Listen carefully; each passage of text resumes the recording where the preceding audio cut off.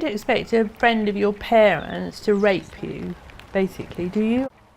That is a question that has haunted Vicky Hayes for almost half a century. As a teenager, she worked as a waitress in her parents' fish restaurant in Lincoln. The well-known food critic Clement Freud became a regular visitor. What was his game when he came to Sex. your dad's restaurant? It was sex, wasn't it? It was absolute grooming a young lass who he knew hadn't been anywhere or done anything particularly or travelled, and he was definitely, sex was the motive.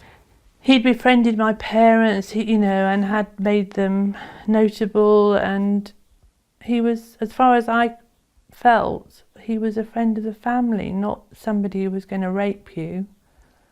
Vicky says Freud, who was also a racehorse owner, played on her love of horses. She was 17, she says, when he took her to Newmarket, plied her with champagne and raped her, followed hours later by a second assault. He came up behind me, pushed me onto the bed, face down, and tried to rape me, and I said no. And he said, and he couldn't get an erection, so he said, it worked last night, why isn't it working now? She says what Clement Freud did still affects her today. A fear that you would have to go through the experience to understand how that feels, to be under the control of somebody who does that to you. He told my parents there was going to be a housekeeper there, and they believed him. Why wouldn't you? He was a pillar of society, supposedly. Why did you not feel able to tell anybody at the time? Because I think my father would, and, joking apart, would definitely have killed him. Vicky never told her father, but she did tell her new husband Chris, and later their son and daughter. Their support has been invaluable, she says.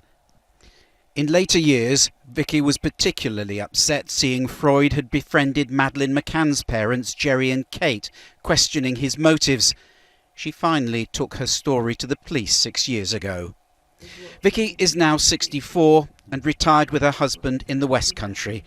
She says she's pleased Freud's victims are finally coming forward, and the secret they've all carried for so long is out in the open. This is the truth. I don't want any reward or any notoriety. I just want people to know who this guy really was.